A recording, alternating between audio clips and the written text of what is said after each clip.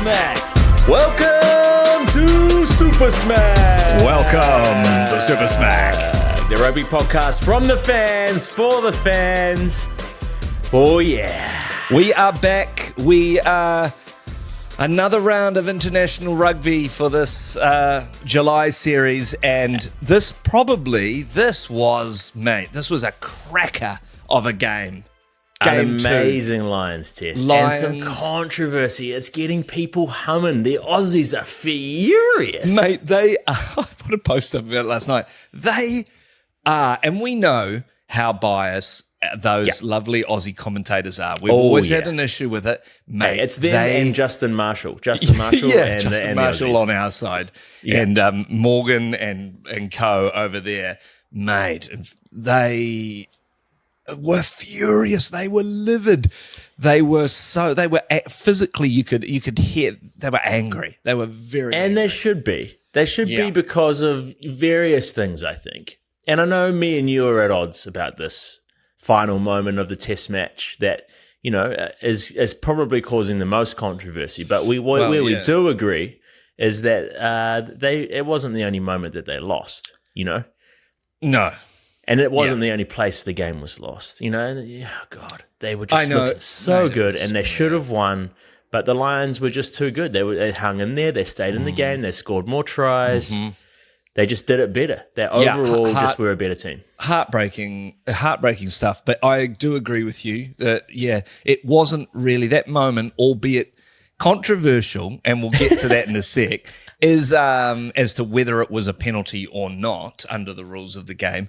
Didn't really lose them the game. Absolutely. Let's there were many other coming. It did. Well, you can't say that. No. Okay, it was a contributing. It's not the only reason. No. Good. Thank you. It was a contributing factor, and I do believe in the rhythms of rugby, as we well know, that if you let yourself get in a position like that where you're under the attack from a team as quality as the Lions at the death, it's almost an inevitability in some ways, and you just can't put yourself in that position from being 23-5 up. So I feel like the Wallabies, if there's anything they need to work on, they need to work on not almost winning. They need to work on actually winning. Yeah. They've got a real habit of getting screwed over by controversial calls at the death. There's been, we only have to remember the Foley one. They've been caught doing some little cheats here and there, trying to slow things down and run out the clock. Remember that one last time? Mate. And they thoroughly deserved that. That was fully intentional. Another French ref, though, isn't it? Well, We've got our hoodoo with the French team. It seems Australia might have a little bit of a hoodoo with the French ref. Can I also just elaborate? What I mean by it's inevitable is that we've always talked about on this podcast, the momentum with lawmaking and referees goes always with the team that has that momentum. Like you make your own luck pretty much. And that's the thing is you can't let yourself get in those situations, because I would say more times than not, the call doesn't go in your Hey Matt, favor. I've got a question to ask you. Yeah, anyway. Yes. If I came up to you and gave you a big old punch in the back of the neck, would you be pissed off? Because I'm pretty sure you would be, mate. Hang on. Are we playing a game of rugby, or are we just out for coffee? Doesn't matter. I don't care. I just think in general, like just man to man. If I came up behind you and I just fucking smacked you, or I just like dove into the back of your neck, you'd be a little bit livid, wouldn't you, mate? Yeah, I would. And first off, I'd be like, how the hell did you get up so high to dive into the back of my neck? You're not that tall, mate. I could have jumped off a chair or something. Well, and then I'd start to wonder, where did you get the chair? It just begs so many questions. And you know what? Maybe they're not pissed off about losing the game. Maybe they're just pissed off. Maybe Carlo Tizzano is just pissed off that some bastard is just some British and what was he? Was he British or was he Irish? This one, I can't remember who came into that. He was Irish. Chances are he's Irish, right? Because it's pretty much an Island B squad, isn't it? He's coming and he's absolutely, true. He's absolutely socked him in the back of the neck, and everyone's gone, "Oh, come on, mate. What are you doing? Don't do that." Now, has he socked him in the neck? What's your reading of it? Well, we may as well talk about the big old fat elephant in the room. You all go on about how it's, mate, you can't whinge about it. It's just, but mate, well, you can't. For me, this is how I see it. He was over the ball. And sure, like when you slow it down, he maybe over the ball. He maybe got there a little bit sooner than what it looks like in real time, but he was definitely there. He was in a position where his head is down and he's diving in at the ball. He's on his feet. And he had his hands on the ball. He had his head and his neck, hands down on the ball. The other guy, the Irish guy, we don't even know who he is, and we probably should know, but we just got a little bit angry for the Aussies, you know? He's come in and he's socked him on the back of the neck, and he's gone back. And I don't know whether he's performed that actually, Carlo Tizzano, but he doesn't strike me as the kind of guy that's going to be like rolling around like a football player, you know, like trying to get the penalty. I reckon he strikes me as exactly that guy. You think so? I reckon Carlo knows a few. I reckon he did a couple of drama lessons back in his you think? Because that's the other thing. Has he oversold it? If he had actually stayed there, taken the hit and actually gone for the penalty. Well, exactly my question. It begs the question: was he truly over the ball? Like how secure did he have that? Because he reeled back because he got hit in the back of the head, man. And the neck. Well, I just don't. I think that's the point in which most people are disagreeing. I think you're saying that the fact that he was able to blow him off the ball was because he illegally hit him in the neck area. I just don't because think he reeled back true. and he was like, "Oh man, I just don't. Oh, I don't Gareth, think why'd that's you true. hit me in the back of the neck?" I feel if he had rights to that, he would have stayed on. A person of Carlo Tizzano's skill in that area, it just smacked to me like it wasn't really. He just got cleaned out, didn't he? Didn't he? No. You've seen where he hit him. He hit him in the back of the neck, and he was obviously sore on the neck. Okay, so the ref's ruling was, because we could go on back and forth for ages, couldn't we? But the ref's ruling was that they arrived at the same time. Did he make a ruling on the area of the body in which he was struck? Because obviously it's illegal to strike at the neck, but there was a lot of talk that he was actually struck at the shoulder blades. I mean, I heard was that they arrived at the same time, which again, I guess, which is lovely. Right. You know, great. Convoluting there to arrive at the same time. But I just don't. Yeah, I don't agree, and I know there's a lot of people that don't agree as well. Yeah. And there's also a lot of people on your side of the fence. It's one of those things that, mate, I don't not agree. What I just go is I go, you just can't. You got to move on. There were already moments in that the Wallabies were frustrating me of how much they were letting it slip back, and I could, sure. And the writing was on the wall, mate. When they started those phases, the Lions at their line, I was like, here we go. But this is classic Gareth, though. It's classic Gareth sitting in a position of privilege, going, "Oh, you just got to take it." What do you mean? You just a position of privilege? Because you're not playing, I don't mate. have any. You're privilege. not playing. And like for the Lions, they're like, we don't give a shit. We're going to win it. And this is great. It means we've wrapped up the series early. The Aussies have every right to be disgruntled at that call. You're sitting in a position of privilege because it doesn't actually matter that much to you, mate. At the end of the day, I think you're getting you're getting a bit too deep. You're like the guys, the phenomenon on social media now where someone will criticize a player and then another person will come on and go, well, how about you try playing rugby? And it's like, what a ridiculous thing to say. Then they're professional rugby players. They need to be held to account on those standards by people and who are not professional rugby players. It's just kind of ludicrous, mate. I think you've lost your mind. Okay. And we're back. No, but I would have liked to have seen them hold that lead, man. They had such a good first half. Yeah, how good was that first quarter of rugby? And the Lions held the door open for them. It was the Wallabies of old. It was those lovely backline moves. That's Su'ali'i to Tom Wright try. Was beautiful. Gorgeous. That's Su'ali'i and Tom Wright actually. I mean, I know he was only running a support line, but that's why Joseph's there, that's why they want him in that team, and that's why they've kind of they've kept him there, and they've even though he got gout for a wee while, and he was out of contention for a bit, and he'll probably get the gout too again. Much crab. But he's finally earned his money, hasn't he? Yeah, he actually put on a $5 million display last night. Well, I don't know whether he's earned it yet, but he's on his way. Okay, but if he keeps playing like that, you see why he's in his first. The rest is an escrow. Yeah. Based on how he performs in Game 3, he needs a few more. If he wins the Bledisloe Cup and makes you streak down Queen Street, then that's when he'll be earning his 5-0, mate. Because we all want to see that. We all want to see that grey bratwurst swinging its way down Queen Street. I don't think anyone wants to see it, and I will say there is no way in Mate, hell. can we change the road? Can we call it like Tamaki Drive? We just want to make it a little bit longer and maybe get a bit more traffic. I don't know whether there's as Drive much. is huge. I'm not running all the way. Oh, by the water there, though. That would be nice. Yeah, it would be quite nice. You might get a bit of wind on it, you know? So if you are present, come October, and when all is said and done and the Bledisloe, you can come and see me streak. What will you do? Was there a counter to this kind of thing, or is it just me nude? Mate, I didn't put my dick on the line. And you never have. Well, I mean, I have on some lines, just not that kind of line, if you know what I mean. I don't know what that means, actually. I don't know what that means. Can we say, well, maybe why don't we go Ponsonby Road? Because then you've got some traffic, mate, but also... worse. No, because I'll know someone. Yeah, that's what I mean. Fuck. You know, At they're least going to in be... Queen Street, it's just Asian tourists. Yeah, and a lot of some uni dock students. workers. Yeah, some uni students, some medical students, and some, That's fine. See, I'd rather do that than, you come out and... This is my point, mate. I want higher stakes. Okay. Ponsonby Road. Well, you wouldn't want to do K Road. You might catch something.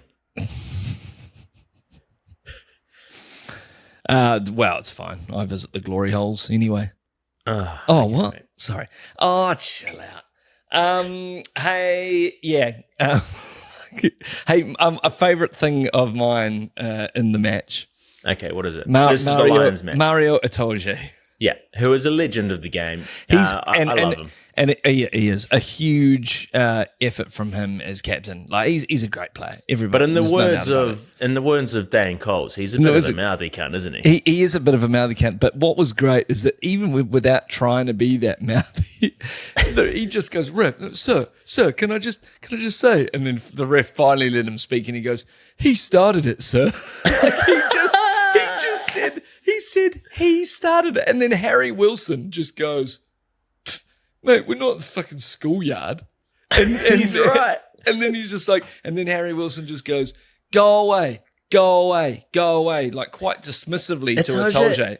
He is a distractor. He's a distractor. He loves to put up the little veil, He loves to distract people. Hey, look over here, nothing to see. A great captaincy in some ways, He's riding it. He knows exactly what he can do, what he can get away with. Well, he got his Mario got one back on Harry Wilson at the end. Harry Wilson obviously came up to complain about the controversial call we've just been talking about. And then Mario comes in and goes, "Go away, go away." And I was like, oh, burn. He just got him back when it mattered most. It's like, oh, dear. But that was so funny. Like, he started it. It makes you realize that at the end of the day, they are kind of like school kids in some ways, aren't they? It's very funny. Yes, I totally agree. They're all, yeah. I mean, yeah. Mm. It's, we were talking about rules before, mate. Yes.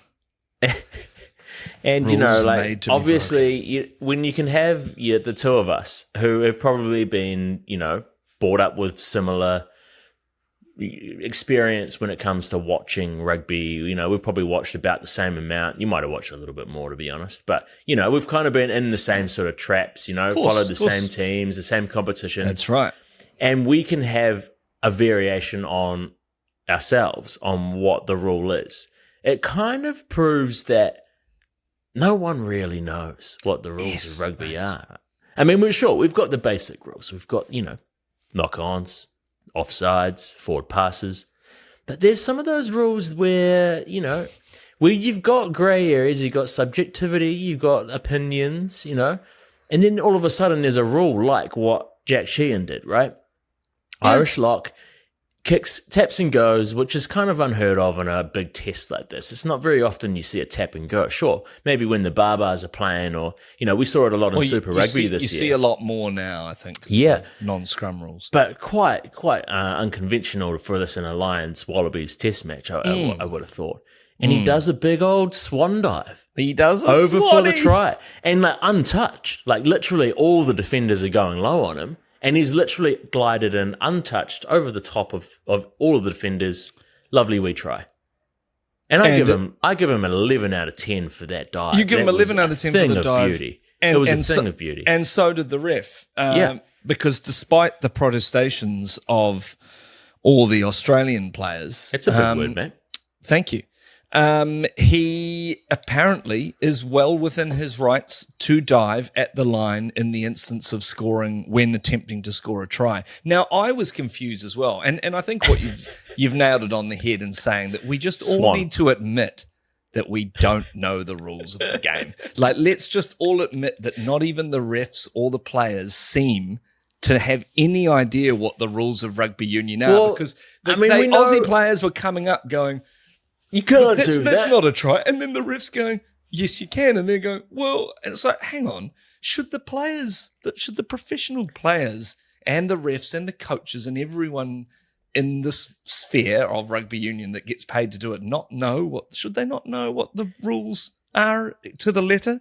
Like, it's kind of bizarre that even that, like the fact that you're not allowed to, surely that's more clear, because that's surely would be quite a common thing that would be attempted then, wouldn't it? Well, to dive for the line. Yeah, to dive for the line. Yeah, I think so. And so what like you say, in my memory, I don't know.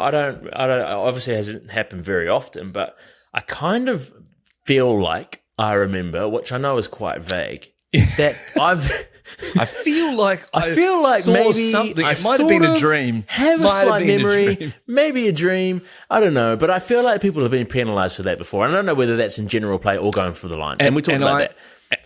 And I think you're right. And I think I know the same possibly imaginary dream scenario that you're talking about, where a guy, he actually physically jumped, like he launched himself up. Over. And jumped, which apparently, like a hurdler. Yeah, which apparently so you're not allowed to is hurdle. Illegal. So you can't hurdle, but what you can do is if you get into a horizontal position, a beautiful position, and you're doing a lovely wee dive, kind of like what you used to do in maybe like representative rugby when you're in your teenage years, and you do a big swan dive, land on your tummy, and the ball would land on your gut, and you get a big old winding. And you wind, and you're on the ground going, Mum, oh, fuck, what have I done? And everyone's crowding around going, is he okay? And you're like, do we need to call an ambulance? And you're just like, yeah, it's the weirdest feeling. I kind of want to wind myself just to experience it again. I've forgotten about it. It's disgusting. It's awful. I do remember it a few times. I remember I fell off the bars at primary school once, the middle bars. The monkey bars? Yeah, and smack bang on my back on the bark. And I was just like... Yeah. Why did they put bark down? Because they used to splinter into your knees and your elbows and stuff. Mate, they did a lot of stuff that was like, oh, these kids will be all right. Man, those bars, not the monkey bars, but we just called them the bars. They were those large metal, big, thick things that they had. They had a little thing on either end of it that attached to another bar running another way. And the only thing holding them there was their weight. They weren't screwed in or anything. I have a friend of mine, Zach Winter. One of them came off the ed on him and just slammed on his nose on the ground, broke it.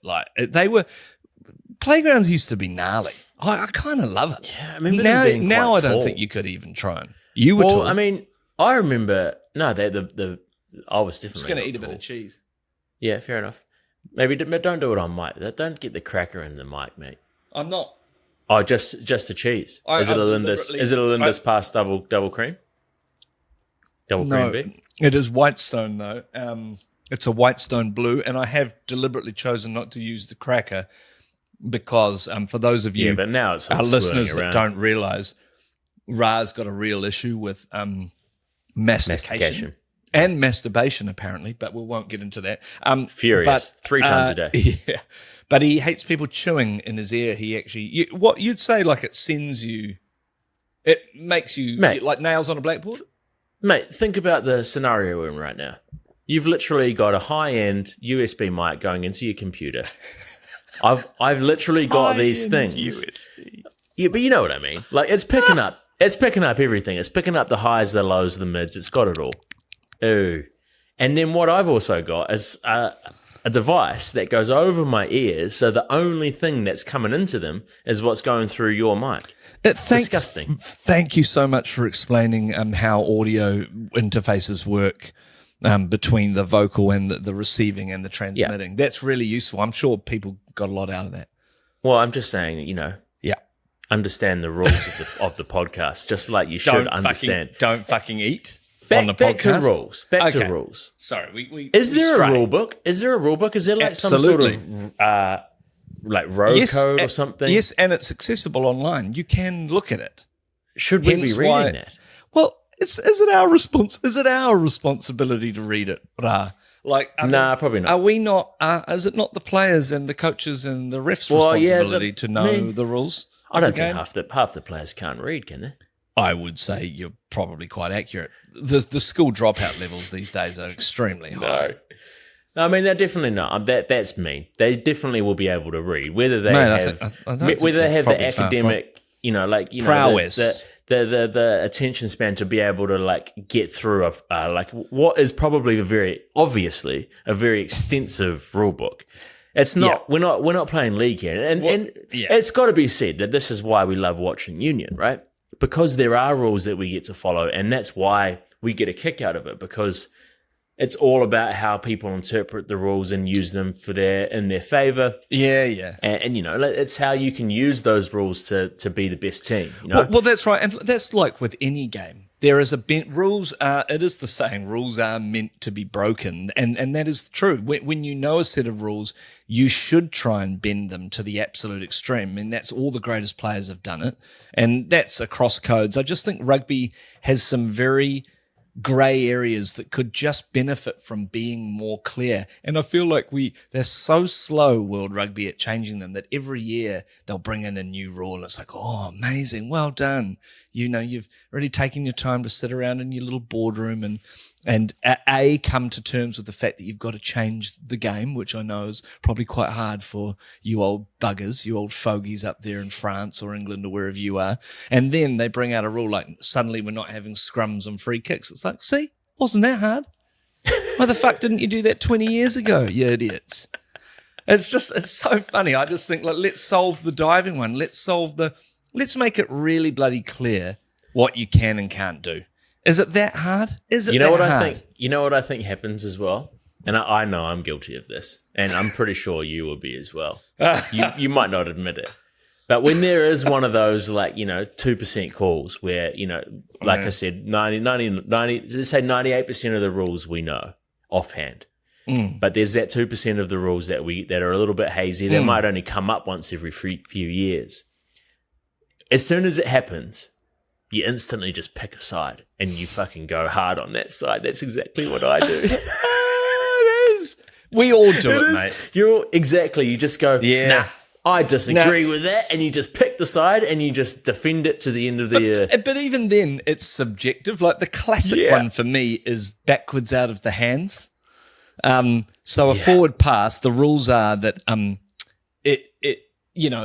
as long as it goes backwards out of the hands, it can drift forward, and that's not a forward pass. But mate, that is so subjective in and of itself. And you know why it's subjective? Because most rugby players, coaches, and probably watchers of rugby do not understand the laws of physics when it comes to that, because that's what it actually comes down to. It's momentum, right? But also, and it's the fact that the ball will drift forward because you're running at speed. That's why they had to add in that back out of the hands as the signifier that it wasn't passed forward in its origin from when it left the hands. It makes sense, but it's funny because obviously with all the amazing footage we've got, and we've talked a bit about the TMO and things before, but sometimes you can't tell. Sometimes you're like, fuck, I don't know. And so in that case, someone has to make a call. No, you don't give it. Like you just go, we didn't see it. It's inconclusive. Fucking move on. Jesus. Yeah.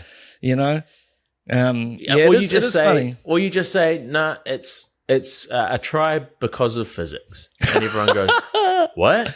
Oh. But you don't say because of, you just say because physics. Cause physics. Cause physics.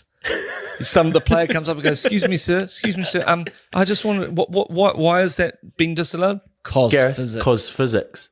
Yeah, exactly. I'd love to see, I'd love to see those refs just start saying cause physics. That'd be so fucking funny. Ben O'Keefe, cause physics.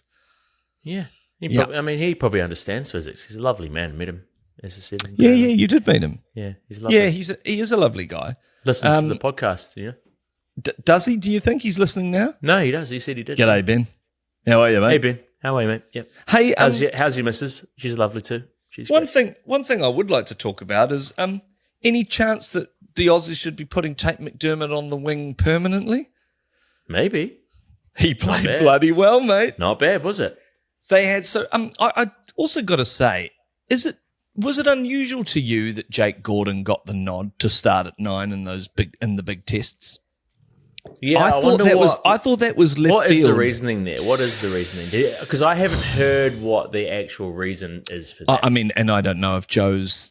I actually don't know if I haven't caught it if he has said it, but because he's younger, right? He's one of the early 20s brigade, isn't he? Well, yeah, but you've got Tom Liner if they're going to play him at first 5. They've got Tate McDermott, his Reds compatriot, inside him that you think they would start. Well, not physically. I mean, we can't be held responsible for what they do after the game. But right. I'm saying, like, there's a 9-10 combo there that is pretty obvious to me from a relatively successful Super Rugby franchise. I just didn't think, honestly, watching Super Rugby, I didn't think Jake Gordon would be starting the Lions Wallabies games. That was a surprise to me. I see something pretty clear in what Joe Schmidt has. I think his mission has been to go. They've sort of sat him down and go, "Hey, mate, we want you to. I know you got to leave because apparently you don't want to do international rugby and travel around, but you keep taking these jobs." He just wants the air points. Please stay. If you can stay, he just wants the air points. If you can stay till the end of the Lions tour, and then we'll give it off to Mr. Kiss. But what we want you to do is establish the future of Australian rugby. I reckon that's the mission that he's been given. Oh, only that small little mission. Yeah, but that's what I mean. It's not. I feel like sure they wanna try and win the Lions series, but I feel like on a greater scale they're building for the next World Cup and investing in game time with these younger players. And, when you've got your playmakers and your inside backs and your back line that is, all under 25, really, aren't they? They're all pretty young. Yeah, but Jake Gordon's been in and around the thing for a while. He just was never... True. He just... To be honest, man, I would have had him on the bench. He just wouldn't have been my first choice. Anyway, there were 2 9s on the field for a lot of the game last night. And Tate McDermott on the wing...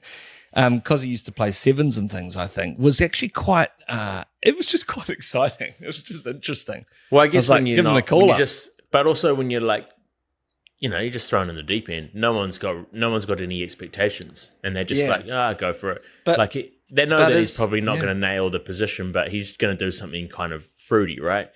It's definitely going to be unexpected. Is Tate McDermott the new Wallabies winger? I mean, it's not the same as taking Rico from the centres out to the wing again. It's not not equivalent. I mean, you don't often take a halfback out to the wing, but how many times has that ever happened? Well, you need him as a backup halfback. No, you do. He's a fantastic halfback. Yeah, he is. Why.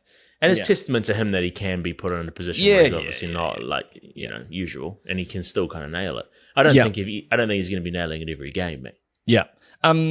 The Aussie forwards gave it a bit of mongrel too last night, which was nice. I think they all stepped up, which is great to see. Like there were obviously, you've got Alala Toa, Slipper, all the old heads those were really boys performing. Always put in a good performance. It's very rare for them to have an off night. And I loved Big Will Skelton, like just nice to have a bit of niggle in there and just that's so good. When you so have good him to off the see field, those. It was a bit like when the All Blacks were missing Guzzler for the very few times, or maybe even a Reuben Thorne. When Reuben Thorne was the most uninjured Brad All Thorne, Black. you mean? Sorry, I meant Brad Thorne. Yeah, I mean Reuben Thorne. Yeah, no, you can take or leave him, can't you? Fucking hell. But Brad Thorne, things. Apparently, he used to stay an extra a half an hour to an hour after training, stretching. And he could do the splits both ways. Actually, all 3 ways. He was a 3-way What's split. the third way? You go across. You mean legs back that way, to front, legs and that then way. also legs up. So you put one leg up. Fuck off, he could. He Brad could. Thorne could put his leg ups in the splits. Fucking, they used to love it in the changing room. Mate, No, I'd be terrified of if Brad Thorne did the splits, what you'd see down there. Like, he must be concealing a hell of a weapon. It doesn't matter. What it sort of resulted in him is him being probably the most uninjured forward that has ever played rugby. So do the splits. And league. Do the splits and you won't injure yourself. So we saying What's that these flexibility? some of these guys just aren't putting in the effort to keep themselves Well, safe. no, I just think that extra Pussies. effort and actually being flexible and malleable and making sure that you're winding down and warming up properly. I mean, he was a stalwart of the game for that reason. He was there. I mean, he won everything. Brad Thorne literally won everything in league and rugby. Yeah, World Cups, championships, Origin. He won both World Cups. He NRL won Origin. title. He won NRL Premiership. He won NPC and Super Rugby. Incredible. He won That's fucking actually, yeah. everything. He was the man.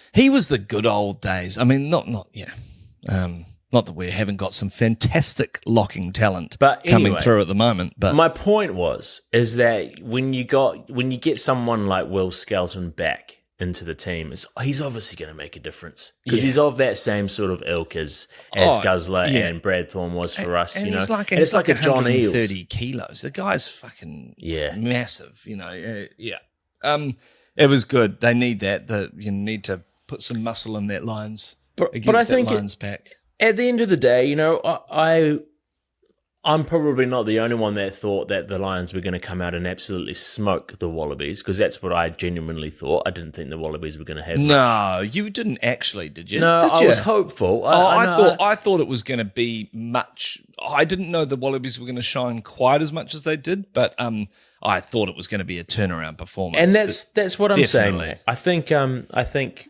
it's really nice to see some growth in that team. Yeah, because awesome. we actually want them to be good. We do. Oh, absolutely, I think mate. the reason why we haven't been as dominant, and sure, we've still played well as All Blacks, but the reason why we have lost a bit of our, greatest team in the world aura over the last few years is because, South Africa's always been consistently good, but the Aussies just haven't been giving us as much competition as what, we need. We really need it down here. We want them to be good, and we want them to be challenging for the Bledisloe Cup. We don't want to. How good would it be if they were actually winning it every second time? I would love it if they won just a game this year. It would be lovely if they won a game, so that. But they always win a game. No, mate, they don't. They win. They usually win one against us. It'll be the last one or the one that doesn't matter. Look at the stats. They don't often. Yeah, it's not. They do. It's made. I would love them to. What they need to do.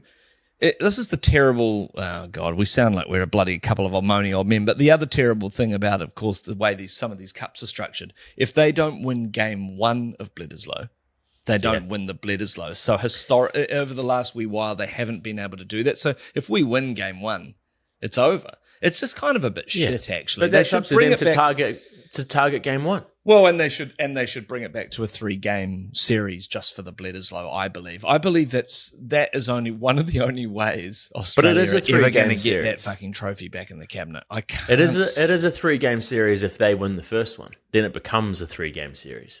No, it doesn't. They only play twice, mate.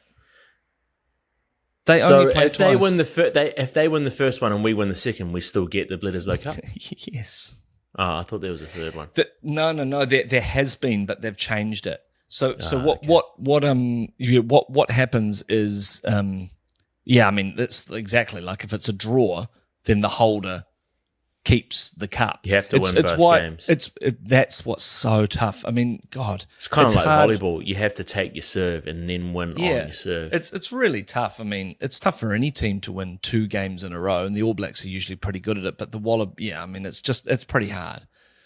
I think they maybe need to have a look at that. Well, the Lions didn't seem to worry, did it?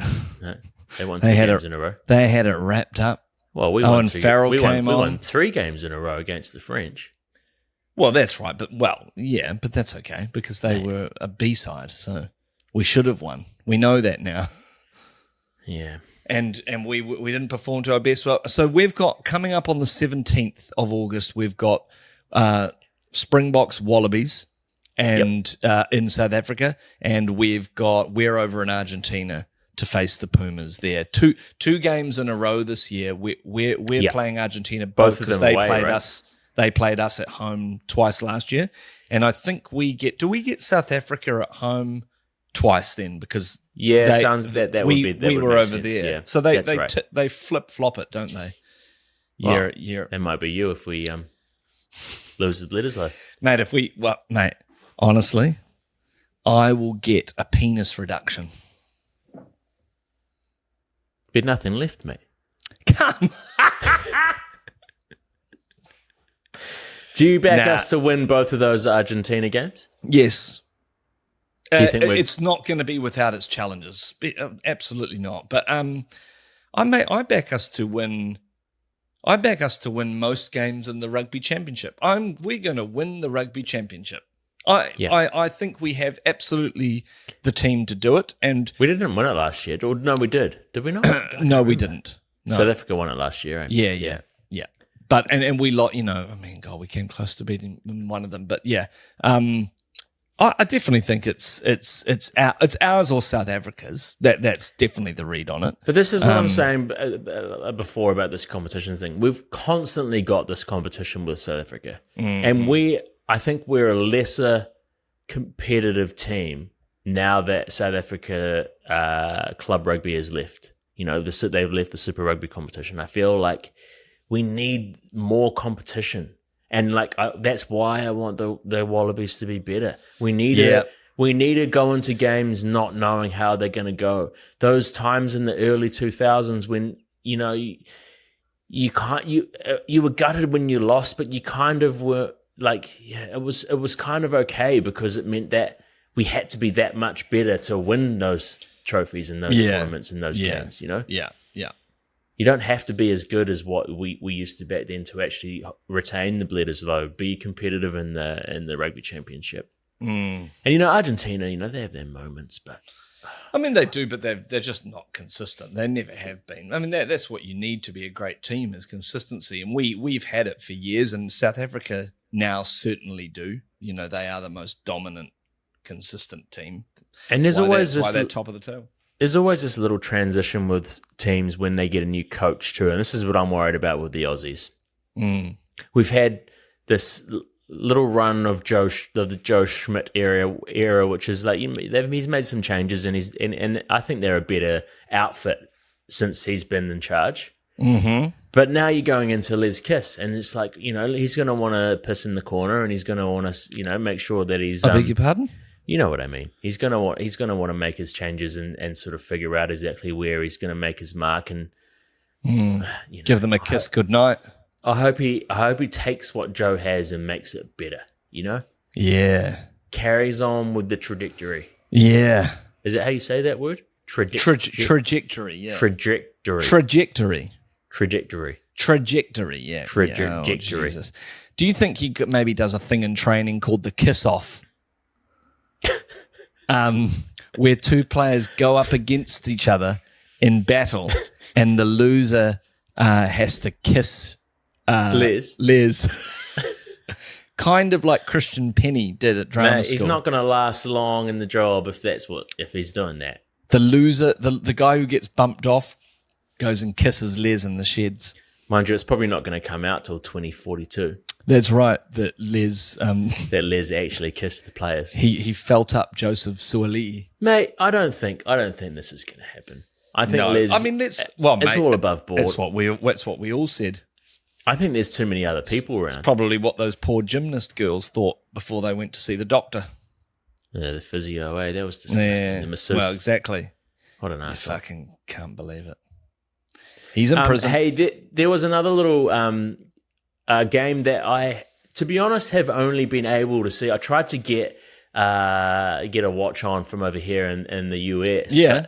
There must have been sort of geo-locked. I couldn't find it anywhere, but it was the Aussie Legends versus versus the Lions Legends, which was actually, mate. Yeah. I kind of You know, it's again this thing. You know, we were talking about the All Blacks 15. No, it was the ANZ or AUNZ or whatever it was. 15 that paid the Lions, and you know, it was just a bunch of dudes that kind of got together, and you know, we accused them of spending more on the dinners, the beverage and hospitality budget than actually going and doing training. 100% was exactly what happened.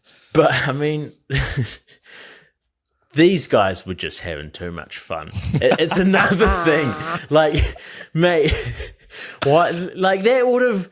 I look at the players and where they all live, and like, you know, they're scattered all around the world. But mate, they're all retired players. These guys, Yeah, and they're probably not getting I mean, if they are getting a match fee, it's probably, you know, it'll probably be like a Prezi card or some sort of voucher. Whitcool's voucher. But like the flights and accommodation, and when you come down to like, oh God, like again, the hospitality budget would have been through the roof. Mate, I think the only reason they really do it is that it's good for the game. It's good to bring, I guess, a bit of attention around the Lions. They use it as a build-up for the bigger things. But But no one watched that game, did they? No. You don't need to, right? You don't actually need to pay attention to the game or the result or anything. It's so inconsequential. who's it for? It's for building. I think it's for building hype around the fact that there's a big event on in Melbourne in terms of the actual real game later. Mate, I call bullshit on that. It's what do you mean? It's to get all these guys in to have a fucking lair up. Yeah, but exactly. But with the veil of it being a publicity stunt for for Australian rugby, because Australian rugby will have pulled this together, right? They will have had some kind of hand in it. And maybe the Lions, you know, there would be some sort of budget. You had some true Aussie greats in that team. Yeah. And the one that I had, the bit that I loved, and, you know, I only kind of managed to get little snippets from socials and, you know, a couple of little YouTube clips. Well, Bumfer was over there. Yeah, he was. I saw that. Yeah. Curtly Beale getting interviewed by the commentators, and he's in like a car or in some sort of like studio. I don't know. He looks like he's on the couch. Maybe, I don't know. He's somewhere where he's just having another casual little laugh. And he's obviously kind of good mates with Drew Mitchell, right? They played together. There's a bit of banter back and forth between the two. Yeah. And he's sort of having a little chuckle about how Drew's probably going to pull a hammy out on the wing. And Drew was never, he's never the guy that was rocking around in like a, 12-pack abs and like the 0.2% body fat sort of dude. On, he was a stocky and a great fast winger. Like he was built. He was built, yeah, and he was bloody good. And he was around in that team for a long time. Back in the day. But I think he punishes a few beers and I'd say a few bags. Well, okay, yeah, maybe I don't know about that stuff. Don't know. But no, he might not. And in Australia, I guess it's kind of pretty prevalent in Australia, isn't it? Lovely. Yeah. But yeah, Curtly was kind of calling him out, saying he's probably going to pull a hammy. And lo and behold, they cut to him pulling up, throwing the ball back, clutching his thigh. And clutching his thigh. I think it was almost both of them. It wasn't even one. Fuck. And then Curtly loses his shit. Like he's just pissing himself laughing. I thought that was it. And then I get a couple of little TikTok videos of just filming Drew as he basically the play's carrying on and he's sort of signaling over to his bench going, you got to get someone. I can't even get around there, guys. Like, bring someone else on for me. I'm going to stay over here. He goes straight to the crowd, reaches in like, I think maybe 2 rows deep, grabs a full pint of beer, sculls it, and then winces and limps off in the crowd. And there's only like maybe, I reckon probably about 1,000 people in the crowd max. They're all loving it. Absolutely loving it. Of course they do. Because, it's a universal language of happiness, eh? A guy standing up, necking a pint and everyone cheering. It just makes the world seem like everything's okay. Have you seen them do it at the cricket in Australia? Yeah. Well, it's the there'll classic be a guy walking in front of an embankment, and he'll have like 8 pints of beer, and he's taking them back to the boys, and then cheering him up on the top of the stand. Someone starts going, down him, down him. And then he sort of, you have the little thing where the guy's like, oh, fuck. All right, I'll do one for them. Puts down the beers, sculls back one. He goes to pick, because it's quite hard to carry those, like 2 trays, 8 pints. It's quite hard. It's a So skill he's got in 7 itself. now. And he gets him back up, and then the chant starts again.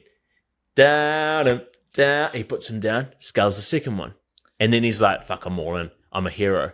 The first beer's starting to hit him. He gets into like 6 or 7 of the pints. If he sculls all 8 of them, imagine what he's like when he gets back to the boys. He's got no beers. He's fucked. Because, like, imagine after 8 beers in 10 minutes? You'd be absolutely rolled. Absolutely rolled. Mate, that is, It's a way to ruin your day, really. Oh, isn't it? definitely. I'd get But you become a indigestion social running media hero. Yeah. We love to watch that shit. I just haven't been no good at sculling the beers. Hey, we should probably wrap things up, shouldn't we? Yep, I think so. Have we talked about everything? Yeah. We have. I mean, Mate, how the hell did we fill out 46 minutes on 2 games of rugby? Well, because actually, we just probably 1.5 games. Because we blabbed on, and it was we blabbed on, mate. And it was a good game of rugby though. Before we go, remember we have a giveaway going on with Bumper Vintage, Duncan from Bumper. Yeah. What we need you to do is send in your best picture of you with your favourite childhood jersey or a jersey from your younger years, your favourite bit of knit sport wear that you love to rock around in. Send it in, and next week on the pod, we'll announce a winner. You just have to follow us, like us, subscribe, and be in to win a lovely jersey from Bumper Vintage. And we've had some crackers in so far. There are some hilarious pickies. Mate, there are some goodies, eh? And it's just great because we've all got one of those, eh? Like, if you can dig it out, we've all got that hilarious jersey that's 10 times too big for us. It always comes down to the knee. That's what we've seen so far, is a lot of them are big. A lot of them, I mean, I guess they probably, back in our day, I mean, we were old farts. We probably, we were at an age where they didn't make kids' jerseys, really. Yeah. We were always in the adult sizes. Anyway, send in your picks and be in to win. We look forward to receiving them. And listen in next week on the pod. Sounds good. Hey, enjoy the rest of the international season. There's one more dead rubber game next week. Oh, the poor Aussies. No, but it's still going to be a blinder. Yeah, and we haven't got long. We haven't got long until the rugby championship starts. Yep. We'll be getting a little bit closer. We'll start next week chatting about what after we've let the dust settle on that French series, who's put their hand up for the new rugby championship squad, which it's going to be fun starting to piece that together. Yeah, no, And I think it's going to be. We've sort of done some tests, little litmus tests in the midfield, some tests around the loose forwards.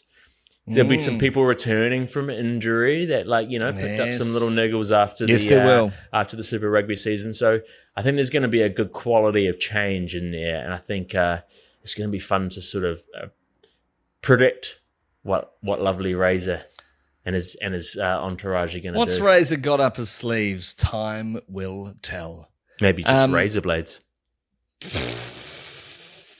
Put them in the Zoom tube at the H2O Extreme in Upper Hutt.